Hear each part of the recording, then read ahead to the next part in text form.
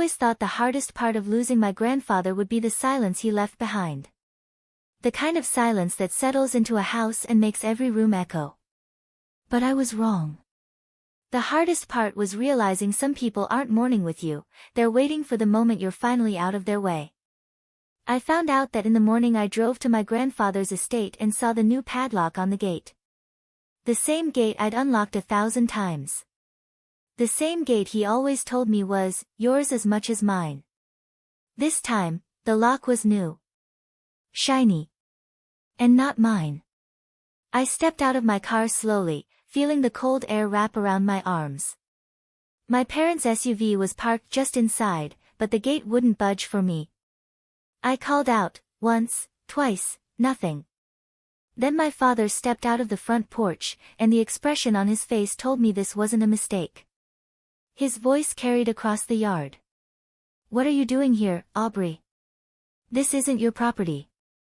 My blood went cold, because he didn't say it harshly, he said it casually, like he'd been practicing it.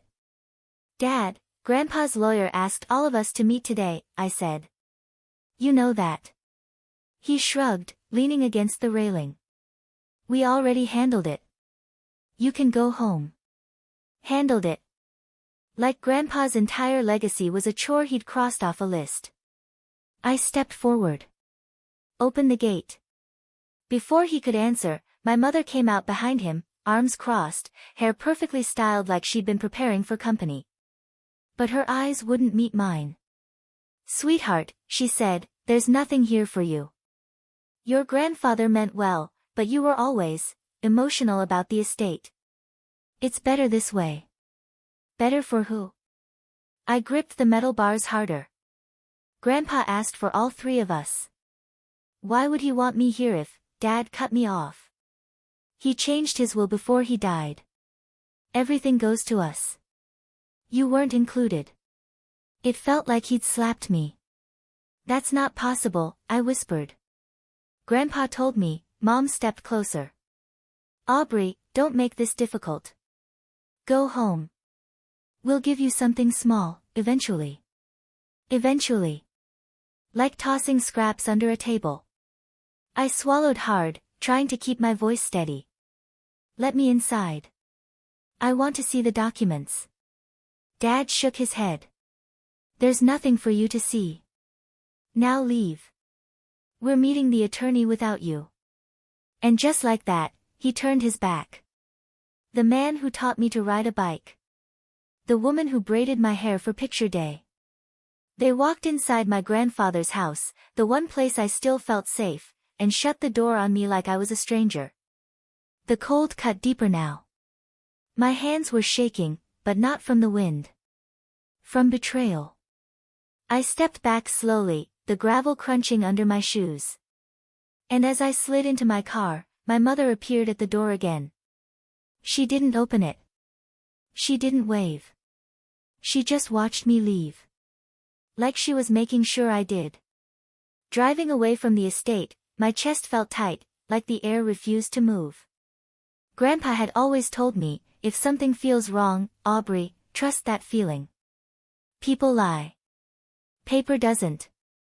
That sentence hit me so hard I had to pull over. Paper doesn't lie. So if my parents had changed something, altered something, blocked me out of something that was supposed to be mine, there would be proof. Somewhere. And as the thought settled into place, something inside me shifted. My heartbreak sharpened into a quieter, colder feeling. Not anger. Resolve. I wiped my face, took one deep breath, and whispered, you don't get to erase me from his story. Before pulling back onto the road, I turned on the camera and recorded a single line for the viewers to pull them into the story's heartbeat, just like my competitor does. My parents locked me out of my grandfather's estate, but they forgot one thing. You can't bury the truth if someone remembers where the will is. And if you're here listening to this, don't forget to subscribe so you don't miss what happened next, because the real story hadn't even started yet. I didn't go home right away. I drove to the only place where my thoughts didn't feel loud enough to drown me, the tiny coffee shop near the courthouse where Grandpa and I used to sit after his doctor appointments. He always ordered black coffee, and said the bitterness helped him see people clearly. I never understood it until now. I sat in the corner, untouched latte growing cold beside me, and replayed everything, their faces, their tone, the way my father said, "This isn't your property," like he meant it with his whole soul. My phone buzzed. It was a message from my cousin Hannah. "Hey, are you coming to the reading? Your parents said you couldn't make it." My stomach dropped.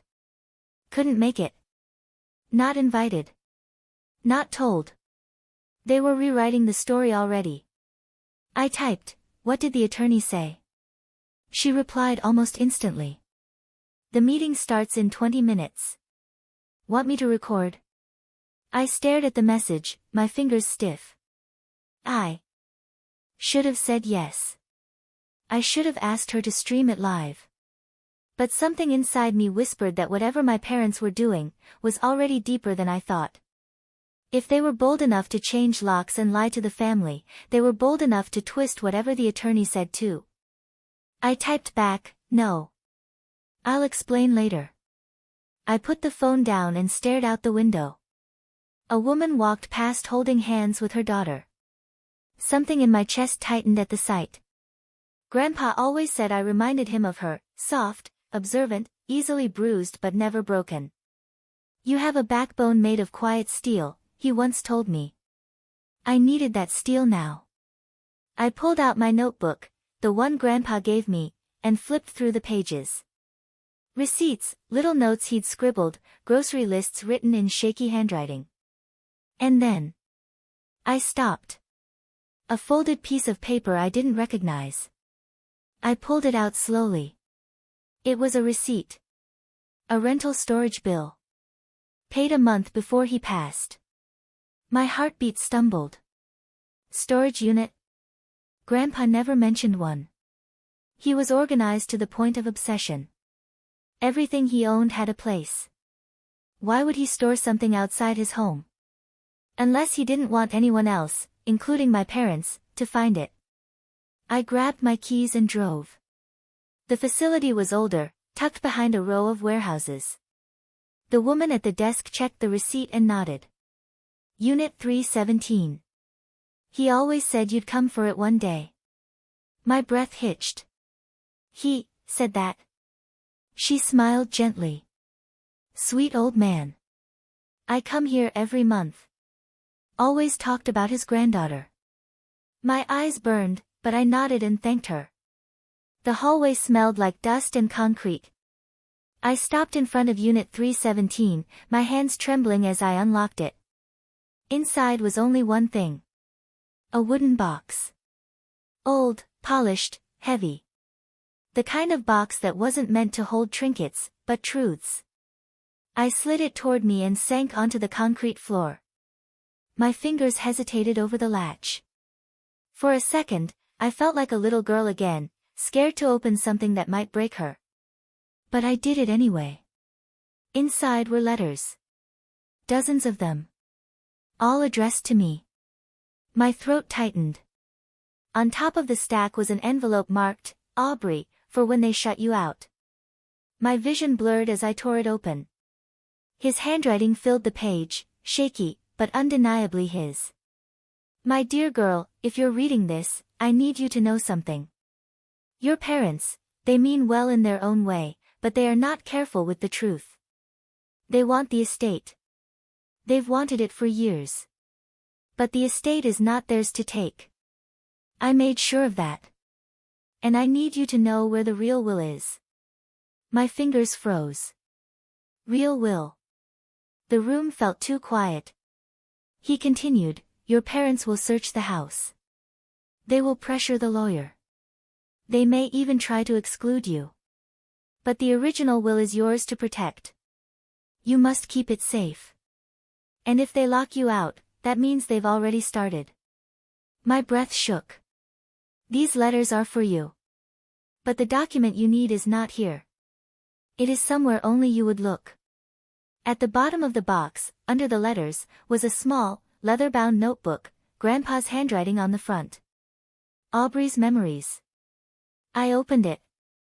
The first page held a single line, "Go to the place where you first told me your secrets." My eyes widened. I knew exactly where that was.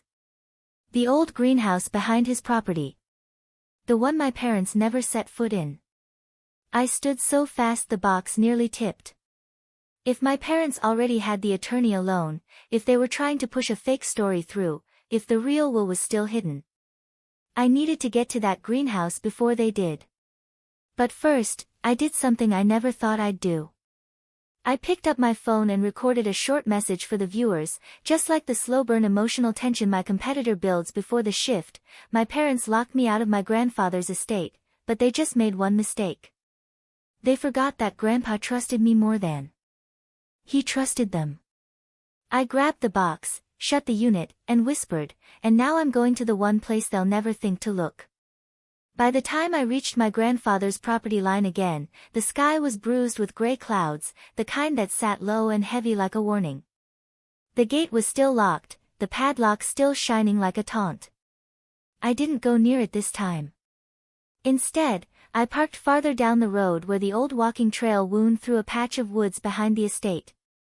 Grandpa used to call it our escape route, a joke he made when I was little and afraid of thunderstorms. If the house ever fills with too much noise, he'd said, we take the quiet way in. I hadn't used that path in years, but the memory felt like a map unfolding in my chest.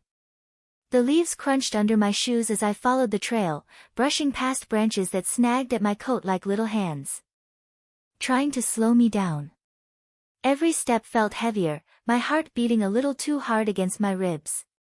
The greenhouse sat behind a tangle of old oak trees, half hidden by vines, half swallowed by time. But it was still standing. The glass was dusty, streaked with rain and age, but intact. And even before I reached the door, something strange tugged at me. It wasn't locked. I stepped inside. The air was thick with the smell of old soil and wilted stems. Grandpa's tools were still on the shelves. A clay pot sat cracked in the corner. And there, in the very back, under the wooden bench where I once hid when I was too sad to speak, was a metal box. Exactly where he knew I would look. My breath caught. I knelt and pulled it out. It wasn't heavy, but the weight of what it contained pressed on my chest. My fingers shook as I opened the lid. Inside was a sealed envelope stamped with the attorney's official crest. And on the front, Grandpa's handwriting, Aubrey, the original will. My heart almost stopped. A sound escaped me, something between a gasp and a sob. I didn't pick it up right away. I just stared at it, the reality crashing over me in waves so strong they blurred my vision. This was it. The truth. The proof. The thing my parents never wanted me to find. My hands finally moved, slow and reverent, as I lifted the envelope from the box. I turned it over. Unopened. Untouched. Waiting for me, exactly as he intended. I sat down on the dirt floor, my back pressed against the wooden bench, and opened it. The moment the papers slid into my hands, I knew everything had changed. The estate wasn't left to my parents. It wasn't split evenly. It wasn't conditional. Grandpa had left everything, the property, the accounts, the land, even the bonds he saved since before I was born, to me. Only me. My breath stuttered out in a shaky exhale. He had trusted me. Protected me. Loved me enough to leave me everything he'd ever worked for. And my parents. They had locked me out. Lied to me. Tried to erase me. They were trying to steal what was never theirs. My throat tightened with a mixture of heartbreak and something deeper, sharper, the kind of betrayal that didn't cut quick, but slow, twisting every memory until it bled. I closed the folder and held it against my chest, my pulse beating in uneven waves. Then I heard it. Footsteps. Heavy ones. Coming from the direction of the house. My stomach sank. I tucked the will back into the envelope, shoved it inside my coat, and grabbed the metal box, shoving it under the bench again as quietly as possible. The footsteps got closer. Dry leaves crackled. A branch snapped. My father's voice cut through the air. Aubrey. Come out. My blood ran cold. He was in the woods. Looking for me. I crouched lower, heart pounding so loud I was sure he could hear it through the glass. I know you're here, he said, irritation sharpening every word. Your cousin told your mother you were asking questions. Where are you hiding? My breath hitched. He kept talking, pacing near the door. You're being dramatic. Trying to make trouble. Trying to take what's not yours. My jaw clenched. Not mine. He had no idea what I was holding against my chest. Leaves rustled. His footsteps stopped right outside the greenhouse. I held my breath. For a long moment, there was nothing but silence. Then the door creaked. He stepped inside. I pressed my back against the bench, the envelope burning like fire through my coat. He walked around slowly, scanning the room. His shoes crunched on the dirt, just inches from where I sat hidden in the shadows. I bit the inside of my cheek to stop myself from shaking. He muttered under his breath, I told her we should have cleared this place out years ago. She's always been too sentimental. He stopped near the old table, the same one Grandpa used to pot his plants. If he took one more step. If he looked behind the bench. Then he moved away. He walked to the door again and paused. Aubrey, he said louder, colder. If you think you're going to make this difficult, you're wrong. We already handled things with the attorney. The estate is ours. Don't embarrass yourself. He stepped outside. I didn't breathe until I heard his footsteps fade down the path. When the forest went quiet again, I stayed frozen for several long seconds, the envelope still pressed to my chest. Sweat gathered at the back of my neck despite the cold air. He would have taken it. He would have destroyed it. And then he would have locked me out of more than just the property. He would have locked me out of my own family history. Slowly, I crawled out from behind the bench and stood up, my legs shaky. The greenhouse felt different now. Not peaceful. Not sad. It felt like a battleground. I slipped the envelope deeper inside my coat and zipped it up. Then I walked out of the greenhouse and back onto the trail, my hands clenched into fists inside my pockets. Every step I took felt heavier, but steadier. My parents weren't going to stop. They had lied to me. Lied to the attorney. Lied to the family. They had forged stories. Locked me out. I tried to rewrite my grandfather's legacy. But now I had the one thing they couldn't fake. The one thing they couldn't rewrite. The truth, sealed in ink and law. I reached my car and leaned against the door, breathing hard as if I'd run the whole way. Then my phone buzzed. A voicemail from my mother. I pressed play. Her voice was sharp, angry, and strained. Aubrey, your father told me you were snooping around. Stop acting like a child. We already settled everything. If you make trouble, we'll cut you out completely. Don't do something you'll regret. A single tear slid down my cheek. Not from sadness anymore. From clarity. I wiped it away, started the engine, and whispered to myself, they think they've already won. They have no idea what I'm holding. I drove straight to Attorney Holloway's office. I didn't call. I didn't text.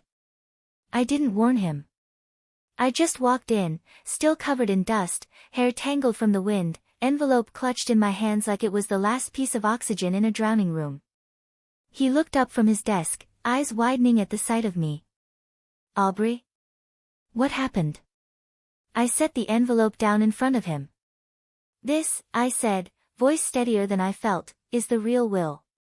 And my parents never wanted me to find it. He stared at the envelope before lifting it carefully, almost reverently. Aubrey, where did you get this? Grandpa left it for me, I said. Because he knew they'd try to shut me out. He exhaled, slow and heavy. This changes everything. I sat down. Not shaking. Not scared. Just ready. Good, I whispered. Because so am I. He opened the file. His eyes flicked across the pages.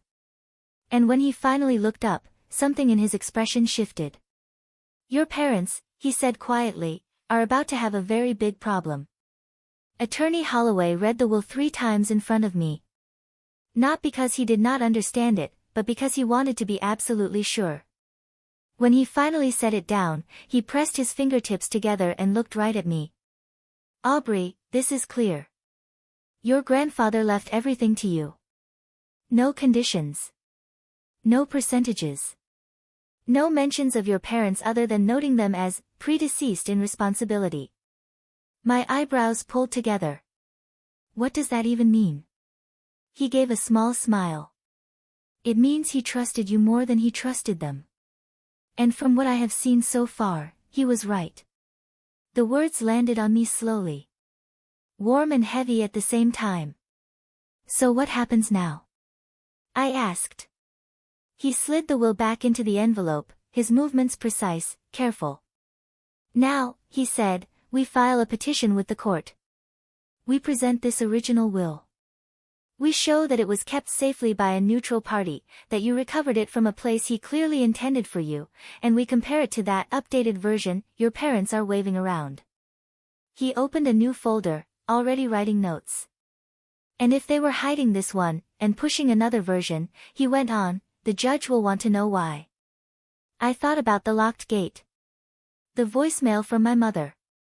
The way my father's voice had hardened when he told me I would embarrass myself if I asked questions. Do you think they knew about this? I asked. He looked up at me. I think they knew exactly what was in it, he said quietly. And I think that is why they tried to keep you off the property. Something inside me clicked into place. Not a new hurt. A clean line of understanding. So we fight, I said. We fight, he agreed. The petition did not take long. By the end of the week, the court had scheduled a hearing. Not a full trial yet, just a first session to determine whether the original will could be admitted and whether there was reason to question the one my parents had already filed. When the notice went out, my phone lit up. First, my mother. You are doing this just to punish us. Your grandfather never meant for you to have everything. You are twisting things. I did not reply. Then my father. Aubrey, you are going to regret this. Once lawyers get involved, there is no going back. We are still your parents. Is this really the hill you want to die on? I stared at his message for a long time. Then I turned off my phone. For the first time, the silence felt like armor, not a wound. The hearing was in a small, wood-paneled courtroom that smelled faintly like dust and old paper. When I walked in with Attorney Holloway at my side, my parents were already there, sitting at the opposite table with their own lawyer, a sharp-looking woman in a dark suit who did not bother to hide the annoyance on her face when she saw us. My mother refused to look at me. My father looked right through me, like I was an inconvenience, not a person. The judge entered. Everyone stood. Saturday. It started calmly. Formally. My parents' lawyer argued first, presenting the will they had filed. She spoke about fair distribution and reasonable expectations and a loving couple who simply wanted to manage the estate responsibly. Then it was our turn. Holloway stood, his voice steady and unhurried. Your Honor, he said, we are not here today because my client feels the distribution is unfair. We are here because there is a prior will. An original will. One that was notarized, witnessed, and stored outside the control of the current petitioners. He opened the folder and held up the document. The room seemed to shrink around me. He explained where it had been found. The greenhouse. The metal box. The envelope addressed to me, in my grandfather's hand. He walked the judge through each page, highlighting the line that named me as sole beneficiary and the line that described my parents not as caregivers, but as adults with independent means who declined responsibility for the family business. I watched my mother's face drain of color. My father's jaw tightened until a muscle jumped near his temple. The judge asked a few questions. How the attorney recognized the handwriting. How long he had known my grandfather.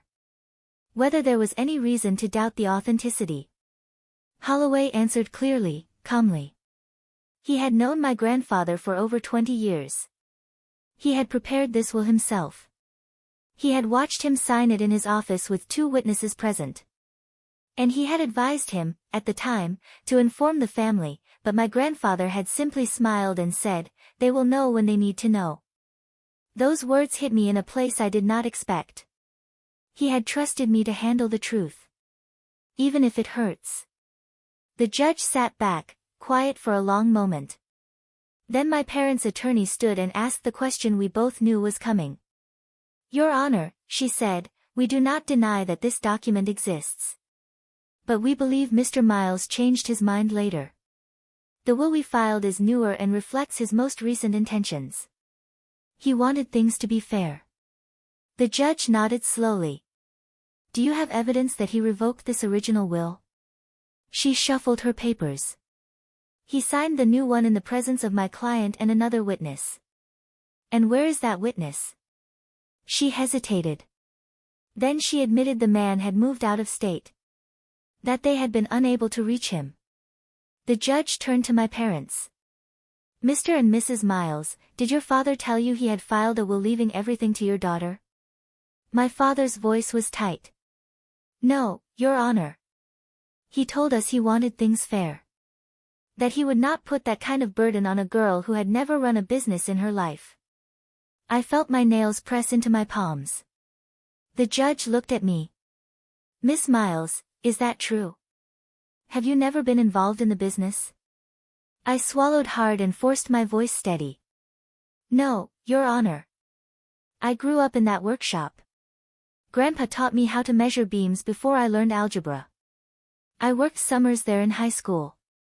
I helped him with ordering, scheduling, managing client calls. The last 2 years before he got sick, I was doing the books with him. We had a plan for me to take over gradually." The judge watched me carefully. "And did your parents support that plan?" I looked over at them. My mother's eyes flashed a warning. My father's lips went thin. "No," I said simply. "They said there was no money in it. That I should forget about the business and get a real job." The courtroom stayed quiet.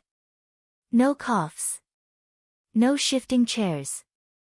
Just the quiet hum of the air system above us. Holloway stepped closer. "Your Honor, may I direct your attention to page 4 of the original will?" The judge turned the pages. It was a paragraph I had not noticed before, probably because I had been too overwhelmed. It described the business. The property. My role. And then the line that cut the room in half: "I have chosen to leave my estate to my granddaughter because she has shown care and dedication to this legacy, while my daughter and son-in-law have repeatedly declined involvement and expressed lack of interest." There it was. In legal ink. Not gossip. Not assumption. His words. My mother's hand shot up to her mouth.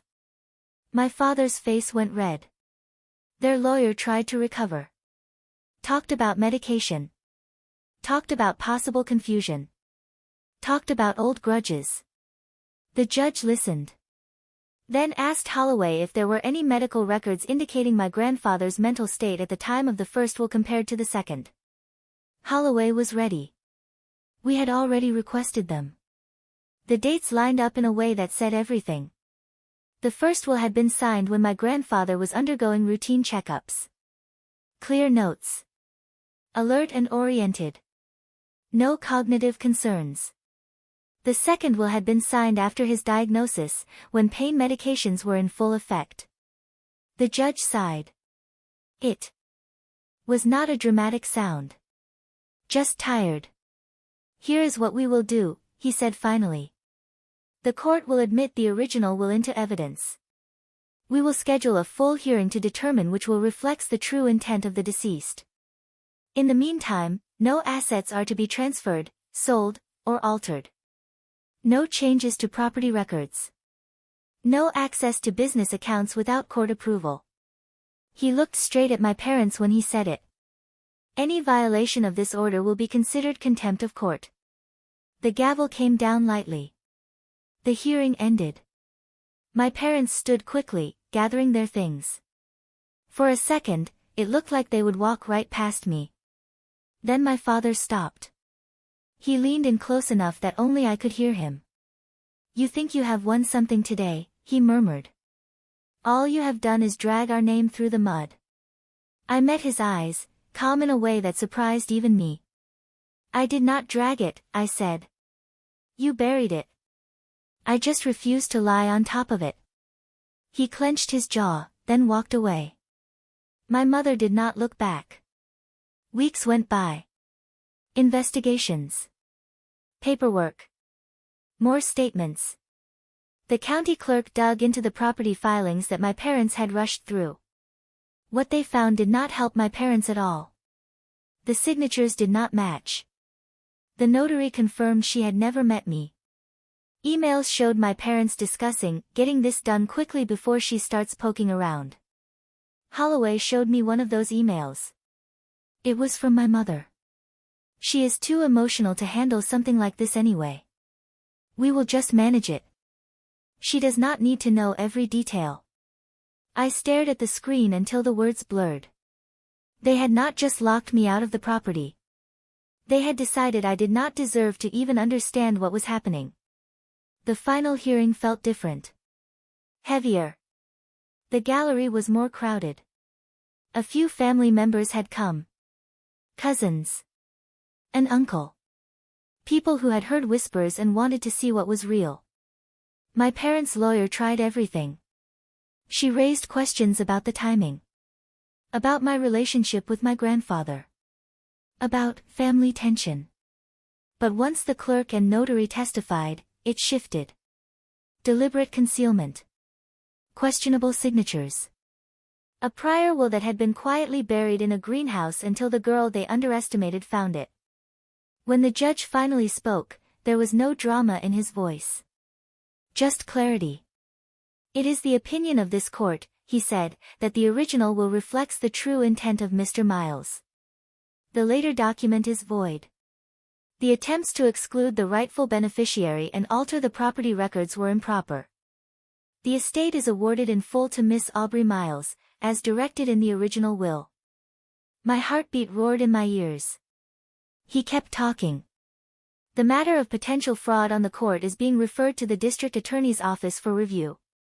Mr. and Mrs. Miles, you may wish to seek separate counsel regarding that issue." There it was. The cost of their lies. My parents looked stunned. For once, they had nothing to say. As people began to stand and file out, my aunt approached me. She had always been quiet at family gatherings, the one who brought dessert and stayed out of arguments. She touched my arm gently. "He told me," she said softly. "Your grandfather. He told me he was leaving everything to you. He said you were the only one who listened. I am sorry I did not say anything sooner." My throat tightened.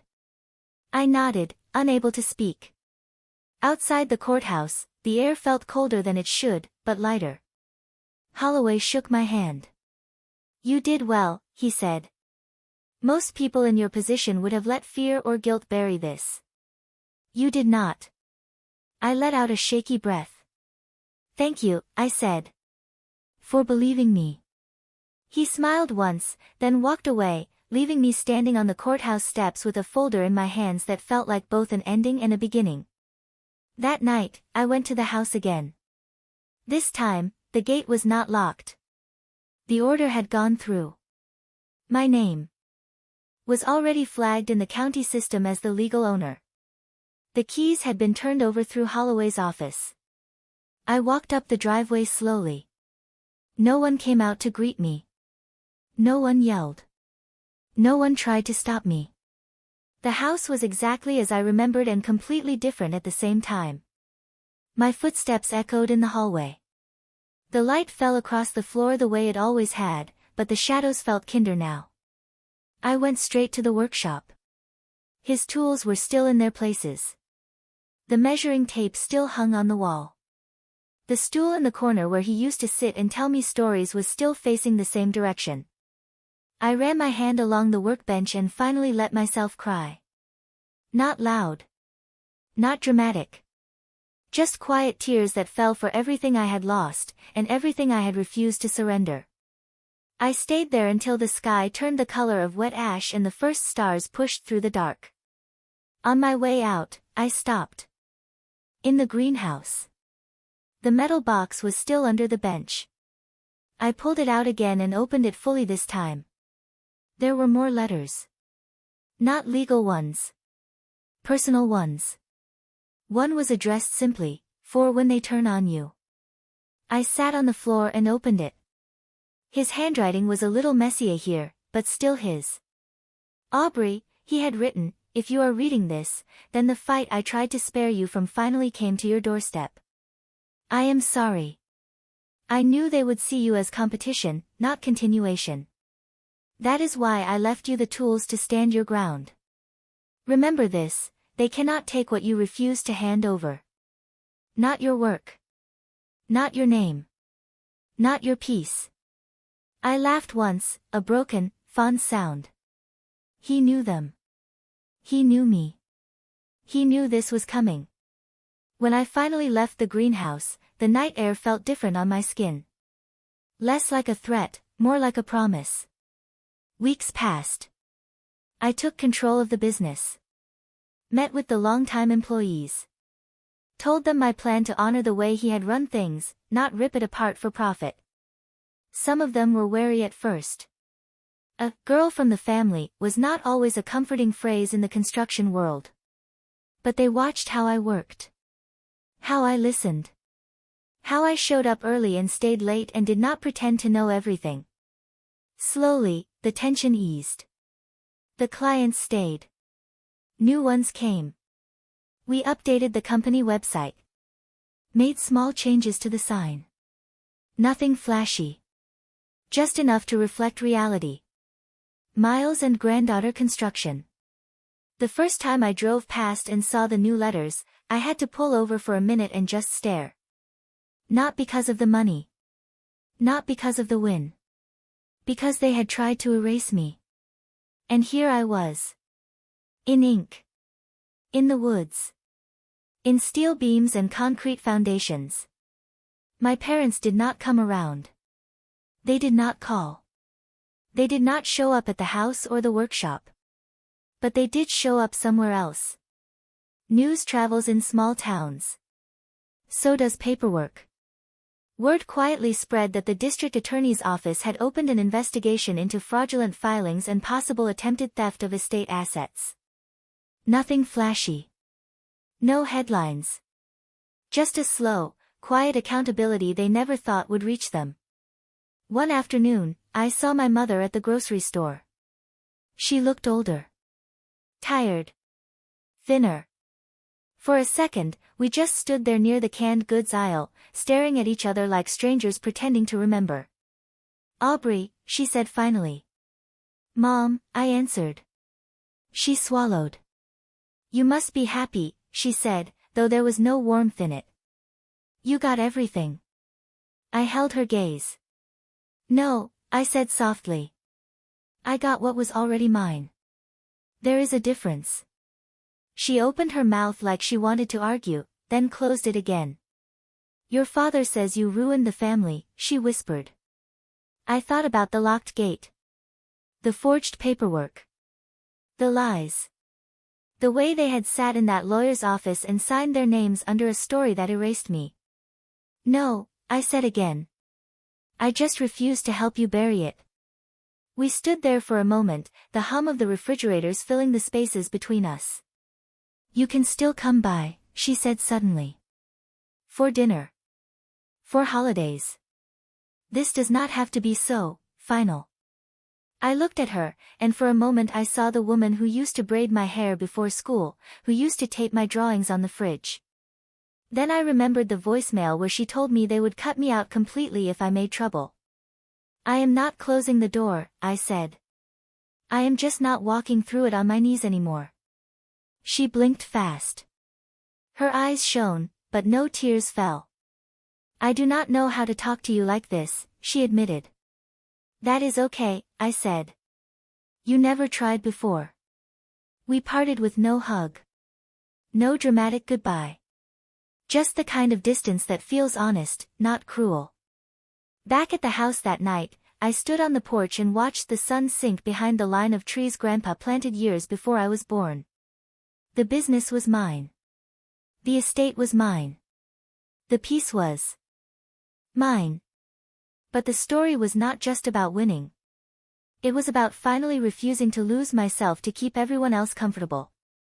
I walked into the workshop one more time, sat on the old stool, and imagined him there, polishing a tool, pretending not to watch me the way he always did when I was trying to be brave. If you are still here, I whispered, I hope I did this the way you wanted. The wind slid through the open doorway, rustling the papers on the workbench. I chose to take it as an answer. And if you are still here listening to my story, let me ask you one thing, the way my grandfather would have looked you in the eye and asked, how many times have you let someone lock you out of something that was already yours? If you have ever felt like the outsider in your own family, like you had to fight just to stand on ground you helped build, then you are not alone. There are more stories like mine coming, more quiet revenge, more daughters who stopped apologizing for surviving. So stay with me. Hit subscribe, tap that like button, share this with someone who needs courage tonight, and remember, they might think they control the keys, but sometimes the real power belongs to the one holding the original will.